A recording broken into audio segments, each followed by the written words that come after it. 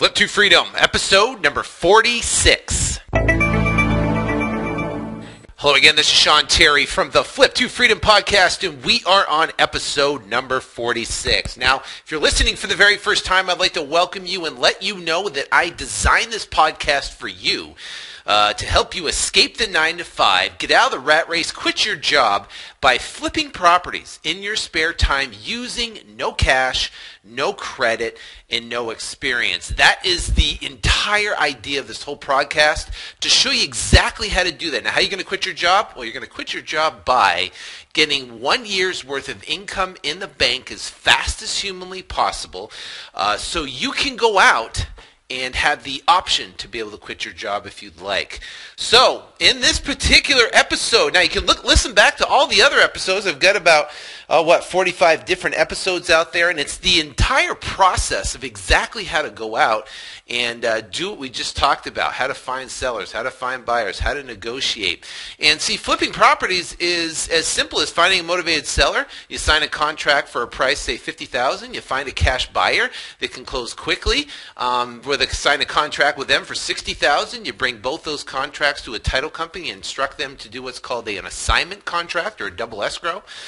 Simultaneous close is another word for it, and you would make the difference. The cash buyer would bring in 100% of the cash, $60,000, of which $10,000 would go to you and $50,000 would go to the seller. So what was your take? What was your stake, I guess, into the deal? Nothing. You had two contracts. You had a contract with a seller. You had a contract with a buyer, and you put the deal together. So what happens in this business is that you can do that over and over and over again. But when you are marketing, right, for these type of sellers, leads are going to come in, they're not going to fit in the mold of this high equity deals where there will be enough spread for a cash buyer to be able to make it. So what we're going to talk about in this particular episode is how to maximize each lead for the highest profit and potential, how to structure it correctly.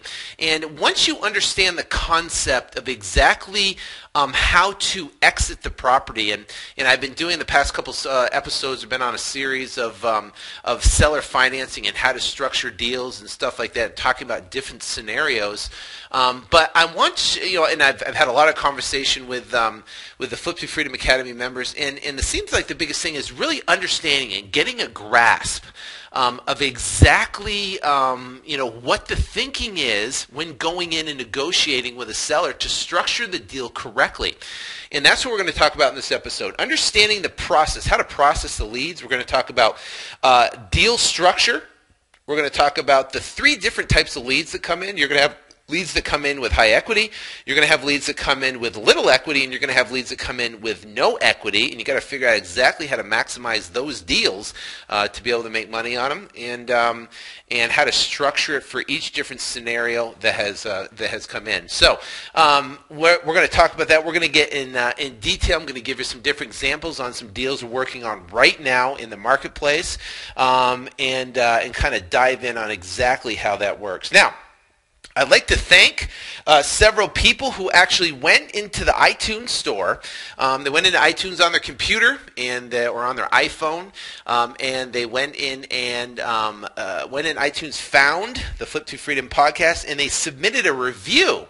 Now, I know there's a ton of people listening from BlackBerry, and I've been asking a couple people that have BlackBerries if there is a review process or people can post reviews, and it doesn't sound like they can. Otherwise, they'd be giving recognition for people who are listening on BlackBerry. So I do apologize if there is a way to submit reviews, and I don't recognize I apologize. But I do definitely want to give back thanks to people who actually submitted reviews. So, all right. So people actually went in there and they submitted a review to the Flip to Freedom podcast. And what one that came in recently, and I'm pulling it up on my phone here as we're talking, is one says by Duke Fan 2014. So obviously he wants Duke to win in 2014.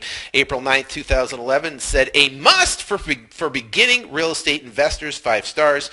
This podcast is amazing. Sean Terry literally gives you all the information you need to start wholesaling properties today.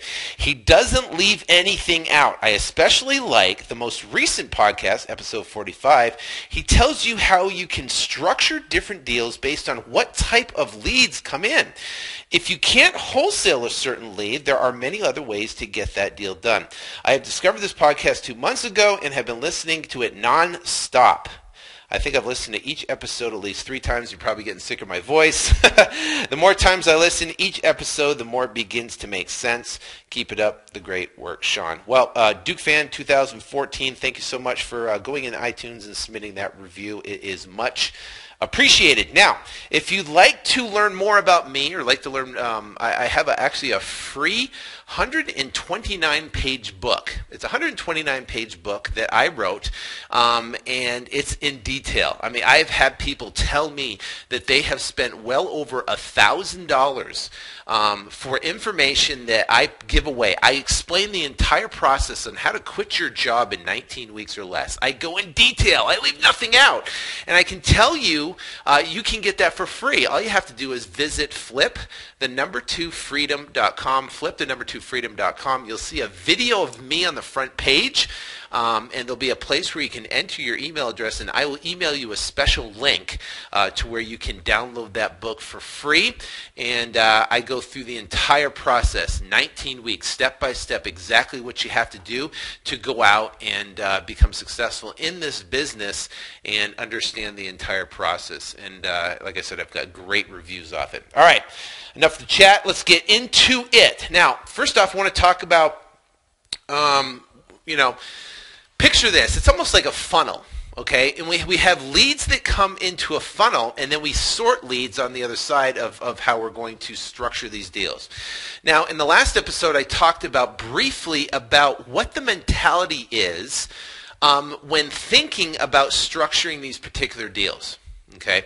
Now, the mentality is this, is that the only thing that I am thinking going in is exit. What is the exit point? How am I going to exit the property?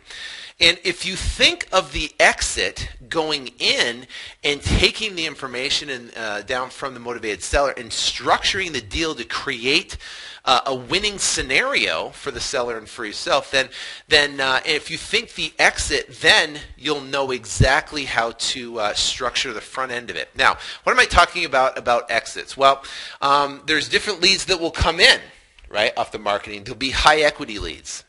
Deals with high equity.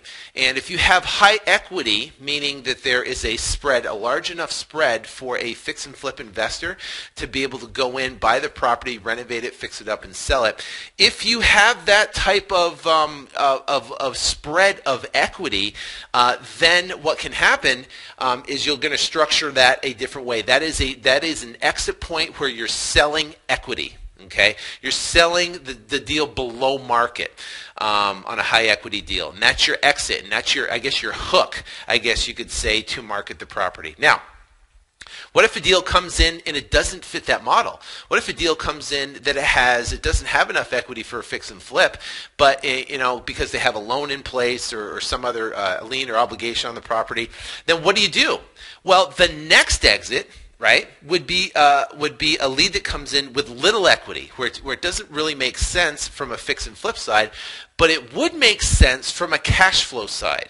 Okay, so the first is high equity, and that's what you're thinking. Does the property have enough equity where I could structure the deal to get it below market enough to turn around, sell it, make a spread on it, and be able to sell it to a cash investor that's going to close on it quickly, and be able to buy the property, fix it, and flip it. The next one is you're thinking, okay, it doesn't have enough equity, so how am I going to exit this property? So then what you're going to do is go, okay, listen, can I sell it to a cash flow investor? Okay, and I always try to structure deals to sell it to an investor because an investor is not going to be emotionally involved in purchasing the property. An investor is going to, they're not going to really, they're going to put in carpet and paint, and they're fine with it, but they're not going to worry about, if it has a pool or no pool, or maybe they will, maybe they won't. But the kitchen or the color of the flooring or the things that more of a retail buyer are a little bit more picky about, whereas an investor is looking at from a number standpoint, and a retail buyer is looking at from a standpoint that they're going to have to live there. Okay, so the next most viable exit plan would be a cash flow investor deal where I can sell the property. So in that type of scenario, I would structure a deal to leave the existing financing in place and making sure that there's enough equity spread there, at least anywhere from 10 to 20% equity spread there, but also enough cash flow spread between what the mortgage payment is and between what the rental market is in that particular area to be able to make a cash flow spread. Now I'll give you a couple examples of exactly that. Now the third exit, right? The third exit will be properties with no equity. So what do you do when someone comes in, calls or you have a lead that comes in and they have no equity? What do? Well, you got to figure out a structure that make it the most sellable in the market. And the deal with these no equity spreads, and there's minimal equity in it, is to be able to structure the deal with a minimal down possible. The least amount of down possible. And if you can structure it with the least amount of down possible, it's going to open up the window for more people to buy it. Now, in this marketplace right now, it's extremely difficult to get a loan in this marketplace. So what's going to happen is you're going to have a pool of buyers out there that are looking for properties with seller carry and seller financing. What if they want to move? What if they want to move here? What if they don't want to live in an apartment? What if they don't want to rent? Well, guess what? If they have $10,000 to $15,000 to $20,000 down, and you can find them a property where you can match it up where there's a good loan in place that could be wrapped, then you can put those two together and make the spread between what the buyer puts down and what you negotiate with the seller on the seller side. Okay, so let me back up. That is the three different exits. So how do I analyze a deal? I analyze the lead that comes in, and I gather all the information on a lead sheet, and I gather, their name, their telephone number, all their information, and the most important thing, right, for all this to work is they have to have a motivation level. You have to have a motivated seller. This won't work with a lukewarm seller. This, it has to be a motivation level so they understand. Now, I've done, countless episodes on negotiation and how to negotiate with sellers and stuff like that. And actually, you can go back to episode number 42. I talk about ninja negotiating tactics with seller, and I kind of go in detail on exactly how to negotiate with a seller. But the bottom line is you have to have motivation first. Once you have motivation, then it's very easy to structure these type of deals because they want out, and they want out of the property, and they want out it quickly. So now what we're going to do, okay, is that we're going to market for the motivated sellers, and then the leads are going to come in. That's the top of the funnel. So picture a funnel, and inside the funnel, these leads are coming in. So where are these leads coming in? Well, they're coming in from our internet marketing, from our Google AdWords campaigns, from our Yahoo campaigns, from our YouTube videos, from Craigslist. Okay, those are internet marketing ways to get leads into our funnel. Okay, and then we have direct mail. So we send out letters to high equity, free and clear properties, to pre-foreclosures, to inheritance, to probate, and we send them out to the other absentee investors. So we send out those marketing pieces, and those leads come and they go into the funnel too. So now we got internet marketing in the funnel, we've got direct mail in the funnel, and then we've got bandit signs. Now I'm just giving you the top three. Of course, there's tons of ways. You can place ads in the paper, you can get billboards, you can put signs, you can put TV, radio ads, you can have bird dogs. There is tons of different ways to get leads to get into this funnel, but the top three are internet marketing, bandit signs, and direct mail. So let's say you have that going. You have all three of them going. You have this big funnel at the top, and you're dumping all these leads in. Now, these leads are going into the funnel, and what are you sorting out? What's the biggest thing you're looking for? I'm pausing for you to answer. Okay, what's the biggest thing you're looking for? So let's say you have, theoretically, 500 leads that come in, 200 leads that come in, 10 leads that come in. What are you looking for? The number one thing you're looking for is motivation. That's the number one thing. So how do you test motivation? Incredibly important. How do you test motivation? You ask. You say, listen, if we could put something together, how quick would you like to sell? That's another one. What's your situation? I love asking that. So, hey, how's it going? What's your situation? You're very nonchalant and you're just talking. And listen. Listen. Because what will happen is that if you ask, so hey, you're calling off this the letter I sent. Yeah, we're looking for rental properties or fix and flip properties in your specific area. Are you looking to sell your property? Yeah. Okay. So what's the situation? Oh, it's I've had the rental property for years and years, and and I don't really want to maintain or take care of it anymore, and I kind of want to ran out of money, and I just don't want to deal with it anymore. And why is that?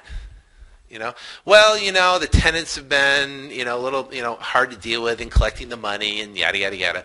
So what's going to happen is you're going to ask, say, listen, what's the situation? If you ask what the situation is and really listen to the situation, don't blow it off, just listen to the situation, okay? And then you really take account of that and kind of write it down. And then you say, listen, well, I understand your situation. That sounds, it's amazing. And try to relate with them. Yeah, I have a friend of mine too. He has a rental property, and man, he's just so sick of it and dealing with the tenants and and this break and that break and then have to fix it. And it's like a money pit, for crying out loud. You go, oh yeah, I know. I can just totally know what you mean. And you're relating with them. Okay. And they say, listen, I'm obviously looking for a couple properties in the area, and I don't know if yours will fit or not. But listen, if we could put something together, how quick would you like to sell? And and they're going to tell you, say, hey man, if we could put something together and it works, for about me, as soon as possible. I just want to be out of this thing as soon as possible. Now, that is motivation. Okay. Now, what's another motivation? They inherited the property and they just want to get out of it because it's sitting vacant. If a property's vacant and it's just sitting there, that's motivation. Because guess what? It's not generating income. They're having to put out money on it, and it's just sitting there vacant. So if you have a vacant property, that's motivation. If you have a bad tenant, that's motivation. If they're in pre-foreclosure and they're potentially going to lose the property, obviously that's motivation. If there's any type of lien that's pressuring on there, any type of city violation on the property, well that's motivation as well. So what's going to happen is that all these leads are coming in the funnel. And then what's going to happen is you're testing motivation on all the leads to see which ones are motivated. And you're sorting. Not motivated, not motivated, not motivated, motivated, not motivated, not motivated, not motivated, motivated. Right? So you're going to have two different piles. Motivated, not motivated. Now, what do you do with the ones that are not motivated? You stick them in a follow-up folder. Okay? And you might remail them again down the road or keep in touch with them again. Now, if they're internet marketing, then I have it set up to where I have what's called a auto responder series inside my email management system to where it will automatically send them an email whether I do press a button or not over a year's time frame. So it will automatically send these people emails on autopilot over a year's time. Now, I've had people where the motivation at the time that they contacted us was not high, and then that motivation increased over time, 3, 4, 5, 6 months down the road because they couldn't sell their property. The urgency became stronger, and my automatic autoresponder emailed them without me even knowing, and they replied back saying, okay, I'm ready to sell now. What can you do? And of course, I'm going to call them back and say, hey, let's see what we can do. Let's look at the numbers again. Let's see what the property's worth again, and let's go through it. So that is, that's the beauty about that. So you're going to have a pile of leads that are what's called classified non-motivated sellers, right? Now, I can tell you the majority of the leads you're going to get, the majority, did you hear that? The majority of the leads you get are going to be dirt.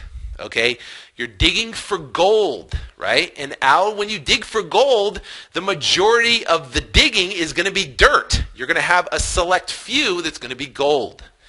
Okay, now, the more you dig, the more gold you find, the more dirt you move. And there's 2 or 3 different types of people. There's a guy who digs with a spoon. He breaks out a spoon, it's nice and polished, and he goes out there and he sits down and he goes, I'm going to dig for gold. And they go out and they dig for gold and they take a spoonful and they dig for gold and they build the pile and they hear, I'm digging for gold. Okay? Then there's the other type of person who comes in and they said, okay, well, I'm going to dig, well, I'm going to get a shovel. Okay, so they go out and they get a shovel and they push a shovel in, they take a shovel up, they pick another shovel in, they take another shovel up, and they're looking for gold. And you're moving dirt. They're moving dirt, and they're moving more dirt than the guy with the spoon, right? They're moving dirt. And then there's me. I come in with a backhoe. I come in with an earth mover, and I'm moving dirt. I'm moving dirt for one reason. Why? I want to get dirt out of the way because I want to find the gold, right? And guess what? I'm going to bring all my friends. I'm going to have 50 bird dogs, and they're going to be moving dirt with me. Let's go. I got a team of people and earth movers, and we're taking piles and loads and massive amounts of dirt out. So you can choose what you want to be. You could be the guy with a spoon, right? You could be the guy with the shovel, or you could be the guy with the earth mover. Now, what does that look like, right? A guy with a spoon says, okay, well, I'm going to put out a couple hundred letters, this month. I'm going to see what they're responding. They get, 10 to 15 leads to come in, right? And then they go, oh my gosh, I didn't make $20,000 because, I didn't know how it was going to work, and, I didn't get a deal. Okay, that's the spoon person. They're taking a spoon. They're, I'm going to send out 20 letters. I'm going to, put out 20 bandit signs in a month and just see how it works. I'm going to test the waters. I'm going to see how it works. I don't test waters. Listen, you're either in or you're out. There's no lukewarm. In the Bible it says you're either hot or you're cold. If you're lukewarm, I'll spew you out of my mouth. So you got to decide what you want to be. Do you want to be hot or you want to be cold? Pick one. So if you're going to be in it to win it. So the bottom line is this, is that you got the earth wheel. And then what's the guy with the shovel? He does a little bit more. I'm going to put 50 bandit signs out. I'm going to hustle. I'm going to crank. I'm going to put maybe 400 or 500 letters out. And the thing is, leads will come in. Right? And they might or might not get a deal. The statistics say that for every 25 leads you'll get one good motivated seller with high equity. Okay? So that's basically the statistics. But the bottom line is this, is that you put it out and you're digging with a shovel, you're going to get a certain amount of leads. So what does it look like? What does it look like when you have an earth mover? An earth mover, guess what? You have a team of bird dogs out there and they're cranking on bringing leads in. You've got your own marketing that's cranking on bringing leads in. You've got thousands of mailers out. You've got people answering the phone. They're doing all the sifting and sorting for you. And guess what? You have tons of motivated sellers coming on the other side, and you can siphon through and figure out which one's the best. Now, am I saying that you have to have all the earth mover to start? Can you start with a spoon? Yeah. Can you move to a shovel? Yeah. Can you get to an earth mover over time? Yes. But the bottom line is that don't expect earth mover results with a spoon. Get it? Don't expect, oh my gosh, he's making $100,000 in a month, right? Because I got an earth mover. And I put a spoon out there and, I haven't got a deal yet. Don't expect earth mover results with a spoon because you're not going to get it. I don't want to set the expectation for you. I don't want you to think it's going to happen. I just, there is no... this is not a get rich quick. This is not a, oh my gosh, let me try it to see how it works, to see if it works. There's no if it works. It works. The only question is, do you work? That's the bottom line. It works. It works for people. People, if they continue moving forward and continue generating leads, it works. It only doesn't work if someone doesn't work. Got it? I don't know where I got off on that tangent, but the bottom line is this, is you have a funnel, a massive funnel, and all these leads are coming from all these different sources, and you can earth move the dirt in there, and it's all this dirt going in this funnel. And what you're doing is you're sorting for the motivation. The motivation comes out on the other side, and you're going to have two different piles. Now, this pile, now we're talking about the motivation pile, okay? Now, in the motivation pile, that pile is going to split up into three different categories. There's going to be high equity, there's going to be little equity, and there's going to be no equity. Okay? So now we have three piles. We've got high equity, low equity, little equity, and no equity. Now what we're going to do is we're going to figure out how to structure the deal thinking of with the exit in mind. Okay? Now, if there's high equity that comes in, meaning there's a good deep spread, right, on the property, meaning that you take the after repair value, right, after repair is called 100, and you take it 70%, 0.70 of 100 is 70,000 minus repairs. Let's call the repairs 10,000. You're at $60,000. So you pull the ARV on a property, and it's worth 100,000, and guess what? They owe 30, or the property's free and clear. That would be considered a high equity deal, meaning that if you can negotiate and structure that deal and you can get a contract on it for 50,000, you could sell it for 60,000 and you could make $10,000 on the deal. Okay? So now, that's a high equity deal. Now, I always try to think of the exit, like I talked about. Now, if someone's going to buy the property from me, let's talk about our theoretical $100,000 property, and we have 70% less repairs at, say, $60,000, and someone's going to buy it. Now let's think about it. How could they buy the property? Well, they could buy it all cash, meaning they could write a check for $60,000. They could buy it with hard money. Hard money is typically anywhere from 12 to 18%. You have points and fees in there. So there's going to be a cost of money. They could get a hard money loan through a hard money lender, and they're going to have to get loan docs. They're going to have to sign a personal guarantee. They're going to have to put some sort of down payment on there. That loan docs have to get over the title company. They're going to have to pay for title insurance, and they're going to have to pay any points and fees, and there's going to be a cost of money to be able to do that. So, is that a viable option? Yes. I have tons of buyers that buy with hard money, and they do it all day long, twice on Sunday. I have tons of buyers that buy with cash, just cash. They just write a check for it. But what would be a better scenario? What if you can structure with the seller to either A, leave an existing loan in place, or B, create seller financing? Meaning that the seller, and how do you find out? You ask them, say, listen, if we're going to buy this deal and we're going to close it, what are you going to do with the money? Well, I'm just going to stick it in a CD, or I don't really have any much plans for it, or I just, I don't know, haven't thought about what I do with it yet. I say, great. Well, if we could structure something to where you could get a rate of return every single month and a payment every single month for a, minimum short period of time, let's say a year or 2 years, would you be interested? I said, yeah. I said, great. What if we gave you $5,000 down, right, on the property, and then we could structure the balance in the form of a note on the property with, say, interest to, say, 6%, and with payments of X amount of dollars. Would you have interest in doing that? And we could do it for, say, let's say a year or 2 years or so, and we could pay it off at any time with no prepayment penalty. Would you have interest in that? And a good majority of the time, they're going to say yes. So what am I thinking of? I'm thinking of the exit. I'm thinking of my buyer. I'm putting myself in the shoes of my buyer. Now, I can tell you, I bought and sold a ton of properties. Bought meaning I bought them, I fixed them, I flipped them, I sold them. And from a buying standpoint, what you're looking at is capital outlay. How much cash is it going to cost me to get this deal done?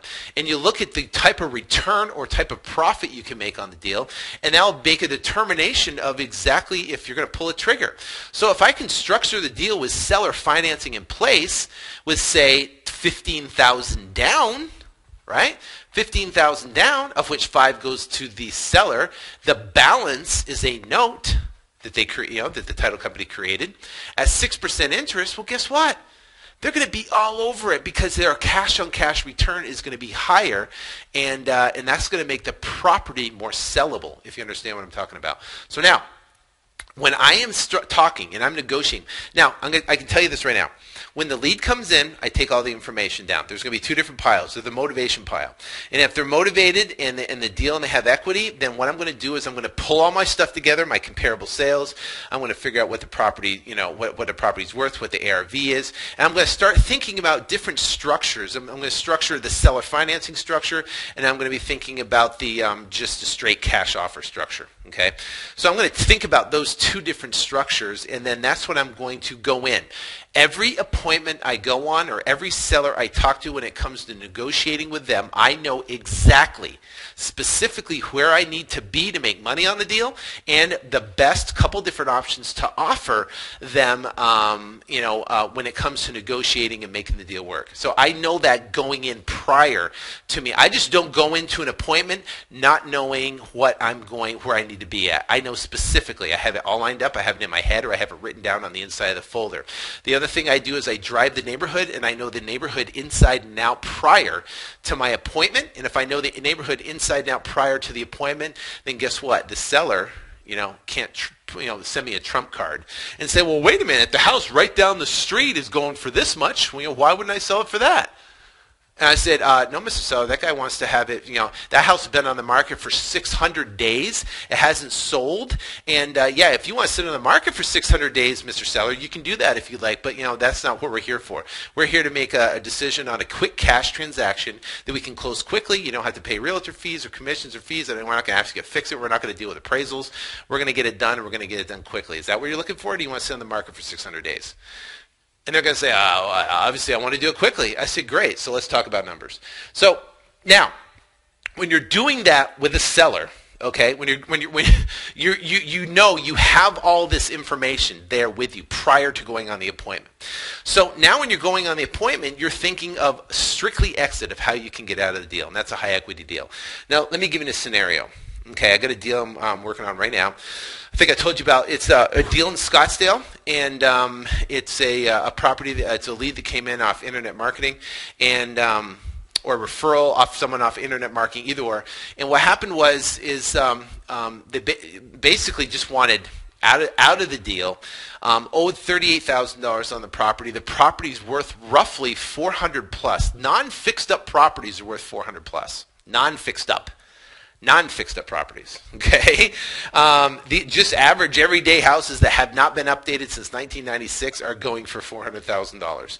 So, owed $38,000. I knew there was a deep discount deal. There was motivation there. Set the appointment. Bam, I'm there. If you get a high equity deal like that and there's motivation there, you set the appointment, you be there ASAP as soon as you possibly can, with all your information, with your contract, with your letter of authorization so you can talk to their bank. Everything you need ready to go so you can go talk to the seller. Now, so what happens in this scenario is I went over the property, I walked the whole property, I built rapport, talked to her, went through the whole deal, and then sat down in the living room and started talking about what's going on in the market and what she's looking to get for the property. She wanted upwards in the 300s for the property, and I trumped that because there's two houses down the street. There were smaller square footages. They were going for a lot less, in the 230s or so, a lot smaller square footage. So what I did is I negotiated with her. Right?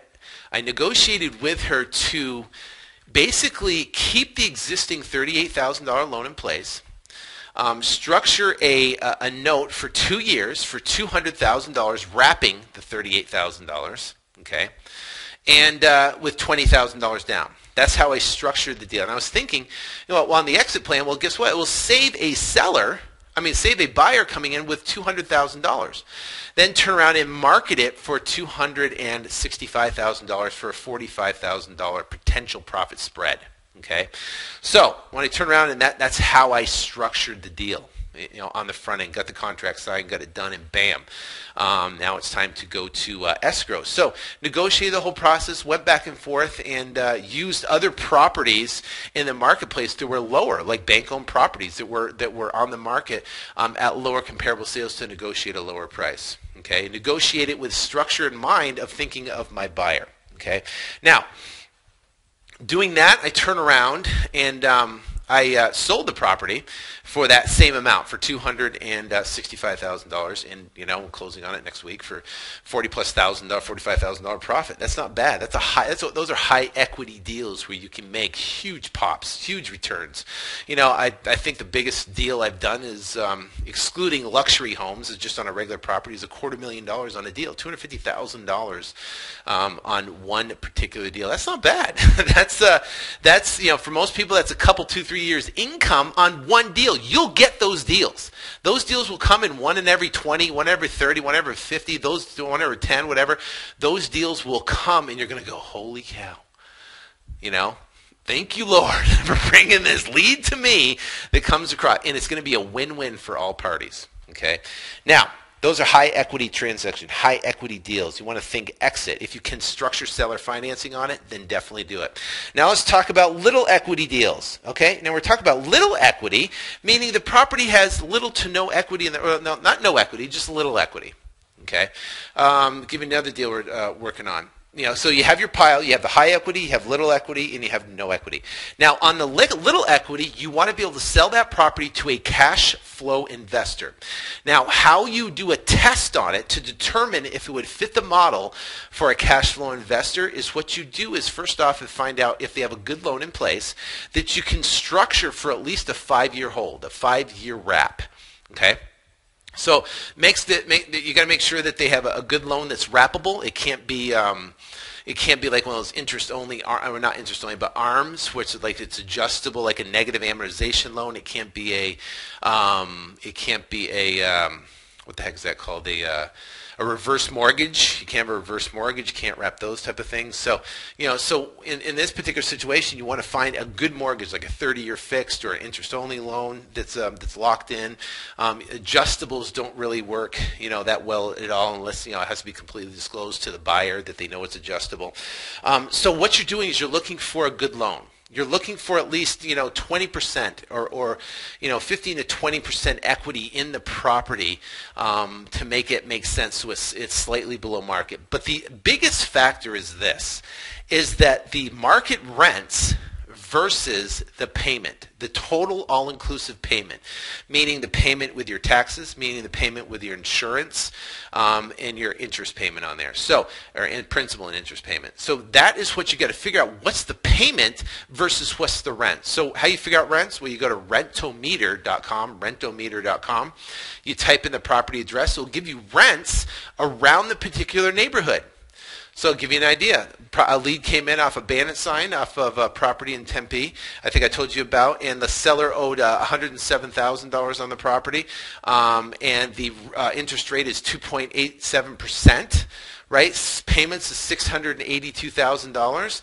My fault. $682,000. Yeah, that's a big payment, isn't it? $682. Rent from $1,200 to $1,400. So there's a good, $500+ dollar monthly cash flow on the low end of the rents. Structured to give the seller $7,000 and turn around and sell it for $25,000 to $28,000 down. So we can make the difference between the spreads there, but I am thinking of the exit. I'm thinking of what the cash flow investor is looking for. What's going to be his trigger? His trigger is this: is that there's long-term financing, five years plus, low payments of $682 all inclusive, and rents of $582 with a minimal down. That's what's going to trigger him to make a decision on the property to be able to purchase it. Okay, so on that particular little to no equity deals with high motivated seller, then you want to figure out as much cash flow for as minimal down possible. If you can get them to minimal down possible, and it has a good cash flow, then you can package up that deal on an agreement for sale, land contract, and market that and sell that to a potential cash buyer that will buy that and hold on to that property. Okay, now, what if a property has little to no equity? What do? So you have high motivation, right? But then you have a property with little to no equity. What you do is now you're going to be selling the property to and let's say the payments are right at what market rents are. What you're going to do is then you're going to sell it to a retail buyer, and you're going to market the property a little bit different. You're going to market it on Craigslist as a seller finance deal, and also you're going to market it on on also newspaper ads. You can put ads in a newspaper. You can put signs out around the property as well. That obviously definitely helps. So what that's going to do is that's going to drive more of a retail buyer to the property. It's better if the property is vacant, of course. It's very difficult if there's a homeowner that's involved, because then you have to schedule a time for the end user buyer to see the property. Okay. Now, deal's got to be a good deal, meaning it has to be in a good neighborhood, and it has to need not a lot of work to the property. So if the property is completely beat up and trashed, for me, that's a pass. If it has no equity, it's completely trashed, then I'm going to pass. I'm looking for a property that's in good condition, in a good neighborhood, where the seller wants minimal down, right? And the property could be worth at what it's, at what's owed. That's fine. Where I could turn around and make the spread on it. Okay, so give you an example. I have a property that's was worth roughly, I know, $70,000, $80,000. I mean, comps were all over the board. Let's call it, $70,000, $72,000, $73,000. Well, she owed $70,500. Well, negotiated to basically give her $2,000. She had a realtor on the property that came in from an internet lead, which we had to pay the realtor $2,300. Well, total cash outlay on the deal was about $4,300 or so. And we turned around and sold it for $10,000 down and made a $5,000 profit. $5,600 profit. $5,700 profit. So that is a deal that has no equity whatsoever. Buyer came in with $10,000. It was attractive for them, right? Because they're buying a property that's in current market value. Is not bad. They're still buying at lows to the low, right? And they're turned around. There's seller financing structured for 5 years. So the question always becomes this: what happens after 5 years? I get that all the time. Well, what happens after 5 years, the buyer has three different options. Number one, they can pay off the loan cash. They can just pay off that $70,500 cash. They can refinance the property if they like. They can refinance it. Or they can turn around and sell the property, and they just turn around and sell it in the open market. So if 5 years from now it's worth more than the $70,500, they could turn around and sell it and be out of it. So either of those three options. The bottom line is this, is that the obligation for them is to turn around and sell that property. I mean, either to pay off that underlying note. That's the agreement. Or the fourth option, they could, if they wanted to, is renegotiate with the seller and try to get more time if they'd like to. But I don't suggest that as a viable option, because that's a little bit more out of their control. Okay, so now, those are no equity deals. Now think about all the leads that are coming in, right? And if you can separate them for the motivation, and you can now structure each lead to come in. Here's one with high equity. I'm going to sell it with high equity. And then there's leads that come in with minimal equity. I can structure it that way. And then leads that come in with no equity, I can structure it that way. So then the caveat becomes this: what if I have a high equity deal, but they want a higher price? Right? And then you can go back and listen to episode 42, the Ninja Negotiating Tactics. They tell you how to do that.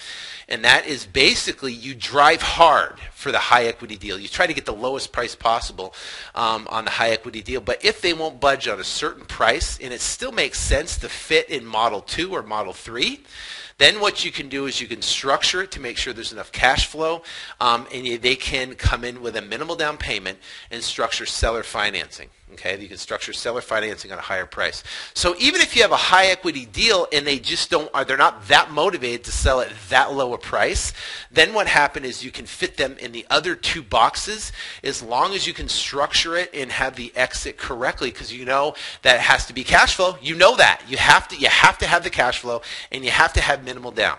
So now if it doesn't fit in that particular box, then guess what? You're going to use your backup plan, and your backup plan is to say, hey, listen, why don't we do this? Why don't we structure it for 5 years?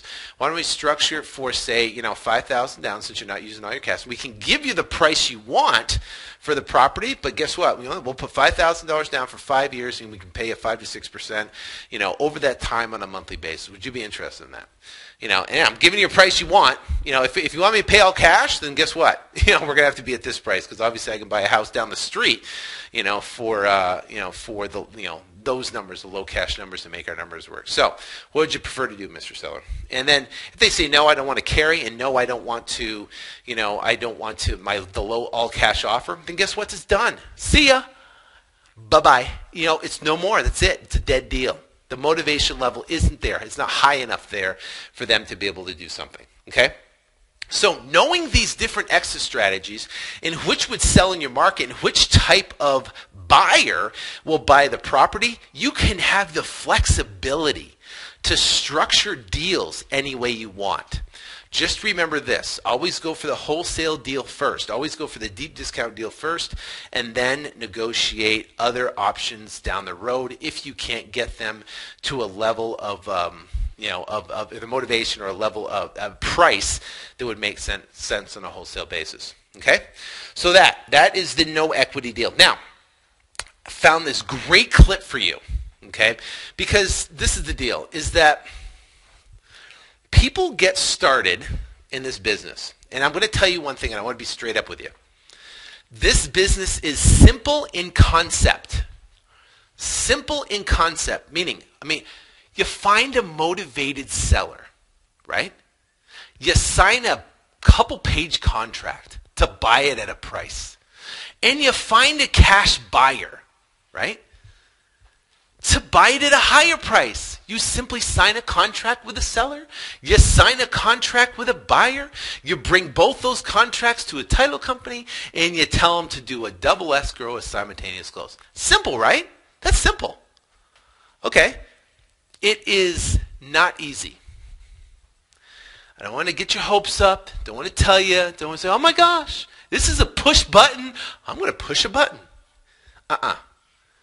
It's simple in concept, but it takes execution. It's not easy. You're digging for gold. Guess what? The gold has a ton of value in it. Tons of value. Hundreds of thousands, if not millions of dollars of value. You have to dig for it, and you have to dig. And working with people across the country, that people want to have everything easy for them. They want to have everything laid out and nice and easy. I want to get a lead that comes in, and guess what? It's worth $400,000. They owe $38,000. Oh, if I can structure it and do this, guess what?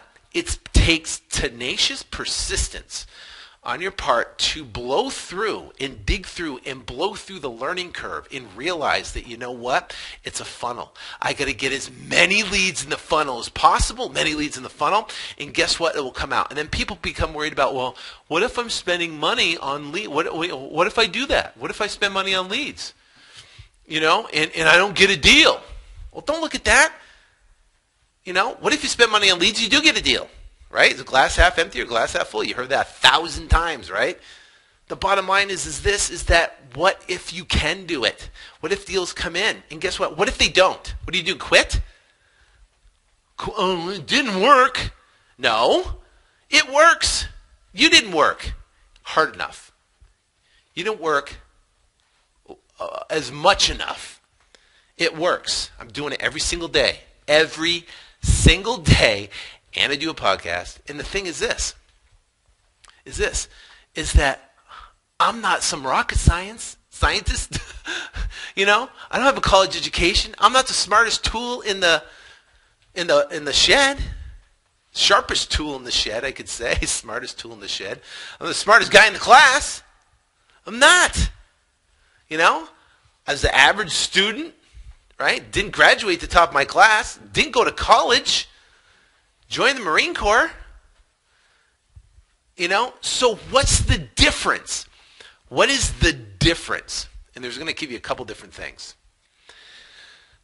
And then this clip is from Eric Thomas. And he's going to tell you one difference, and at the end I'm going to tell you the second difference. He's going to tell you one difference between success. Between a successful investor, a guy that gets it, a guy that's cranking, a guy that will quit his job, a guy that will go out and make a fortune, make a ton of money, a guy that is just going to kill it. There's a guy that's going to kill it, and then there's a guy that's going to try it, and they're either going to get results or they're going to quit. And I'm going to tell you what the difference. Eric's going to tell you one, and I'm going to tell you the latter. So let's listen to his story. It's actually a great story. I heard it the other day. I was like, man, this guy's good. All right, so why don't you listen to what he has to say right now. And the story is about, you guys have probably heard about this before. It was a young man who, he wanted to make a lot of money, and so he went to this guru, right? And he told the guru, I want to be on the same level you on. And so the guru said, if you want to be on the same level I'm on, I'll meet you tomorrow at the beach at 4 a.m. He like, the beach? I said, I want to make money. I don't want to swim. Guru said, if you want to make money, I'll meet you tomorrow, 4 a.m. So the young man got there at 4 a.m. He all ready to rock and roll, got on the suit. He should have wore shorts.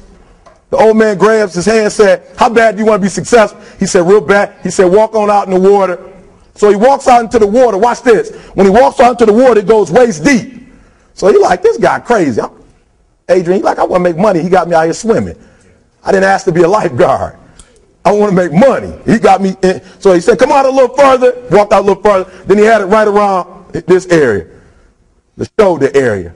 So this old man crazy. He making money, but he crazy. He said, come on out a little further. He came out a little further. It was right at his mouth. My man like, I'm about to go back in here. This God is mine.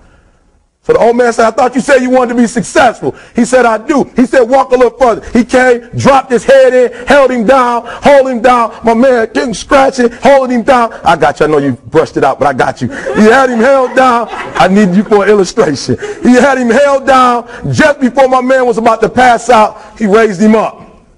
He said, I got a question for you. Somebody answer the question for me. He said, when you were underwater, what did you want to do? Lee, I'm looking for a different word, though, than lip. What's that word? He said, I wanted to breathe. He told the guy, he said, when you want to succeed as bad as you want to breathe, then you'll be successful. I don't know how many of y'all got asthma in here today, but if you ever had an asthma attack before, you short of breath, S-O-B, shortness of breath, you wheezing. The only thing you trying to do is get some air. You don't care about no basketball game.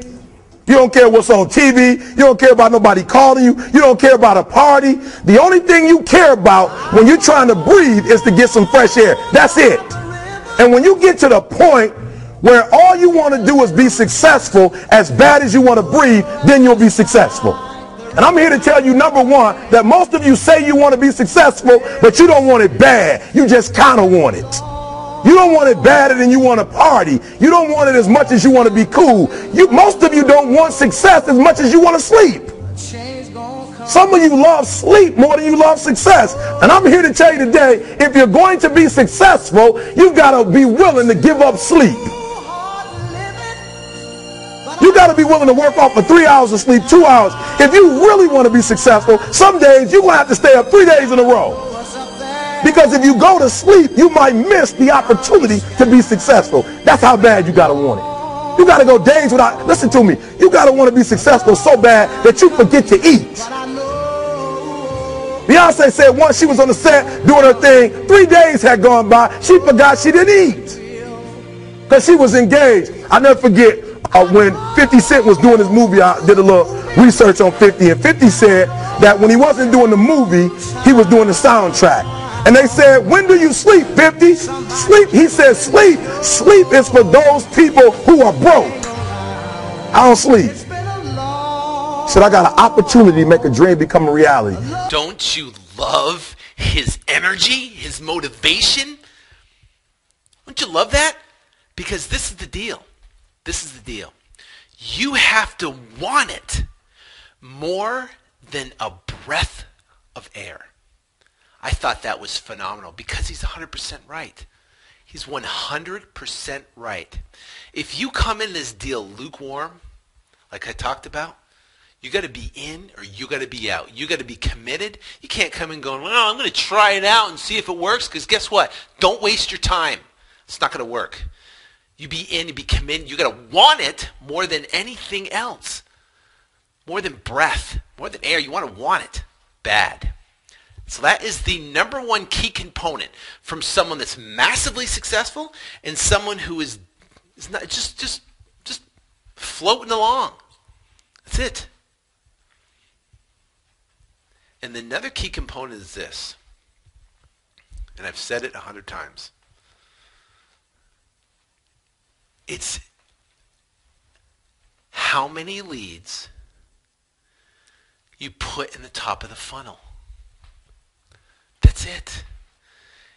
And you have to want it bad enough to go through enough leads to go through the learning curve to understand what comes out on the other side. I've got high equity, I've got little equity, I've got no equity. How do I structure them for success? And if you put 10 leads in the funnel, and guess what? No motivation comes out. So you have a pile of no motivation, but you got no pile of motivation. What do? Quit?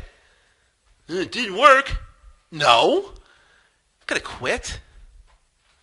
You're going to put more leads in the top. You're going to put more leads in the top. You're going to continue. You're going to start digging. You're going to, guess what?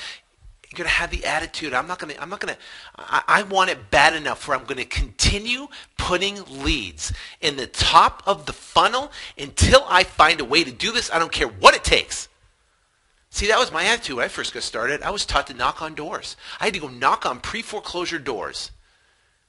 You know what? And I was bound and determined. I didn't care what it takes. I don't care how many doors I have to knock on. I don't care if I have bloody knuckles. I don't care. Whatever it takes. You know what? I didn't know if it was going to work. I didn't understand the concept. I never did real estate before. I didn't get it. I didn't make money. I didn't know about all that stuff. I didn't have buyers lined up. I didn't have anything. I had a list of people that houses were going to go in foreclosure, and I stuck them in my car. I drove around and I knocked on doors. That's how I got started. And I was bound and determined to find a way to find a motivated seller, to knock on the doors and do whatever it takes, because I wanted it more than I could breathe. Do you get it? So if you're listening to this right now and you're going, well, maybe it's not working. How many leads you've put in the funnel? How many leads you came out the other side? Until you have put thousands and thousands and thousands of leads through the top of the funnel, you have nothing to complain about. You have nothing to complain about. Because you know what? It works. It's working for people all across the country. All across the country. People are putting leads in the funnel, and they are getting motivated sellers out the other end and structuring deals for huge success. You can do it too. I can tell you that. I have 100% confidence in your abilities. You know why? You know why I can say that? Because I know me. I'm just an average guy. I'm just an average dude. I know me. And I can say that with 100% confidence, knowing that you can do this and you can succeed. Because I know I'm nothing special. I'm just a guy that figured out and wanted it more than air. And realized that, you know what? If the ticket, if the secret is to whoever puts the most leads in the top of the funnel will get the most results, then give me a backhoe.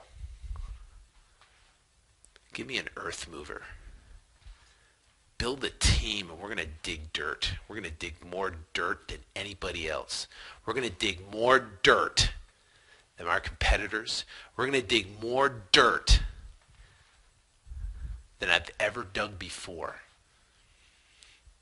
And if you go in with that fight and that attitude and that eye of the tiger and that drive, you cannot fail. You realize that? You cannot fail. Don't ever give up. Don't ever quit on your dream. Be tenacious. Want it more than you can breathe. And put tons and tons of leads in that funnel any which way you can. And you will get the results. And you will succeed. Until next week, I wish you ultimate success in your real estate investing career. Take care, and God bless.